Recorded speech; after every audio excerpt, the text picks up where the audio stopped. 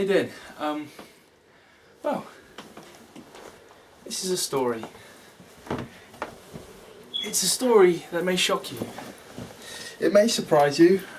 It may even hunt you down and get you. I'm not really sure yet. Follow me. It all starts a couple of weeks ago. I'm not exactly sure on the date anymore, but it was the day after the One World Week party, so you can sort of like gauge it by that.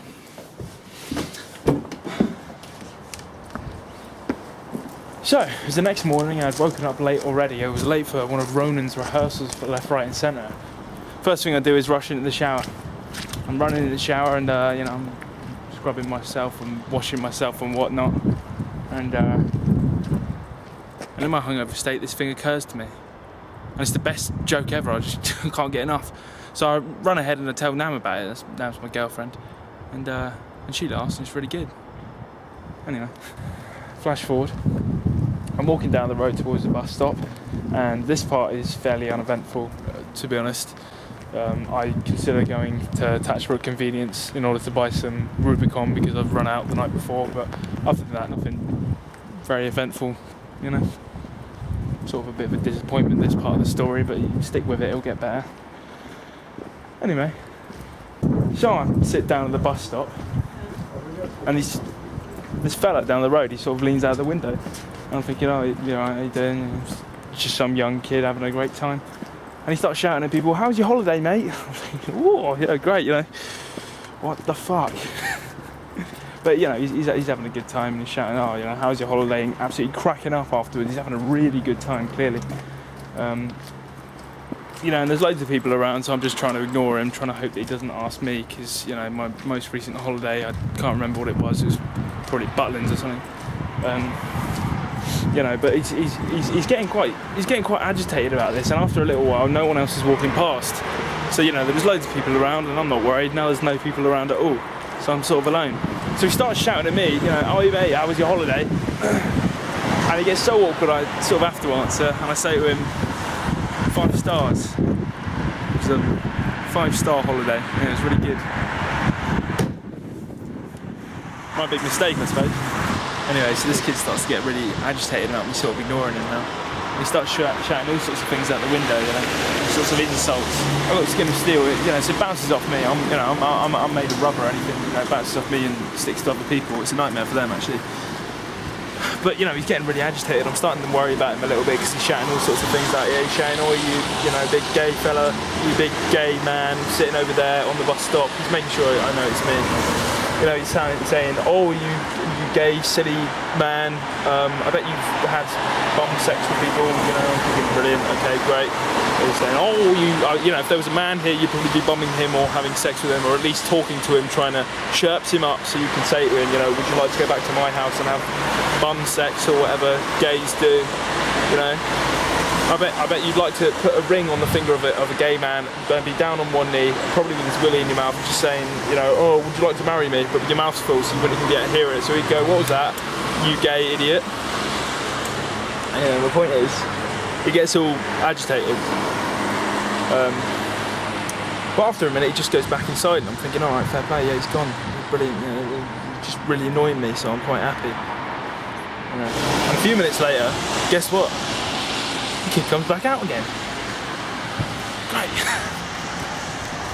So this kid, again, is just staring at me from across the road, and it's really creepy.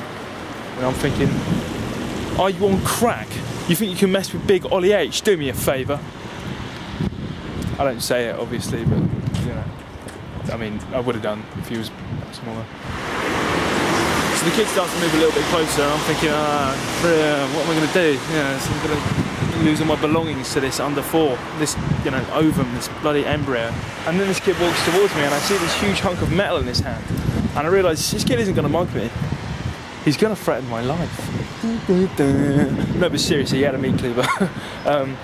And so he sort of just comes up to me and he's shouting all this stuff about how, are you not laughing now? Are you not laughing? And I'm thinking, no, I'm not laughing. You've got a meat. I didn't say any of these things. What I basically said was, God, please don't stab me. I value my life. But, it kind of seemed like an eternity that I was there, and I kind of was just thinking, God, I hope he doesn't stab me. God, I hope I don't die in this ridiculous shirt. And the only thing I could start thinking of was this joke I made up that morning. And it is a great joke. but it was literally the only thing I could grasp in my whole world.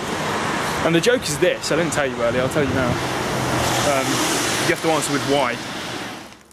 I tried to strike a good balance between Bob Marley and the Count from Sesame Street.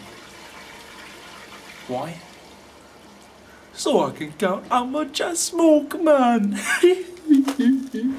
It's not the ideal joke, I admit. Like, most people don't even understand why it's funny, and I don't really understand why it's funny. It was all I could think about. Anyway, I don't know, these two fellas come over and they're sort of calming this fella down.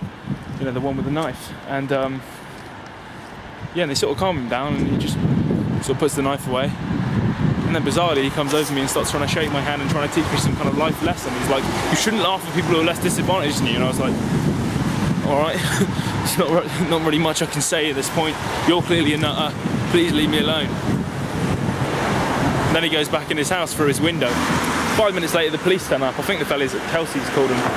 And you know, they turn up and just seem to park somewhere, and I walk over to the police car thinking really they should be walking over to me. And I knock on the door and I say, you alright fellas, how you doing? Some fellas just tried to stab me with a meat cleaver, and they go, oh, it's you. And I'm like, yeah, it is, yeah, that was me. And they say, well, did you see where he ran off to? And I went, yeah, he went home. He went back in his house and I put into his house. After that I went to the police station, and then a bit later I went to rehearsal. All in all, it was a fairly busy Sunday for me, unsurprisingly. It's a good laugh, though.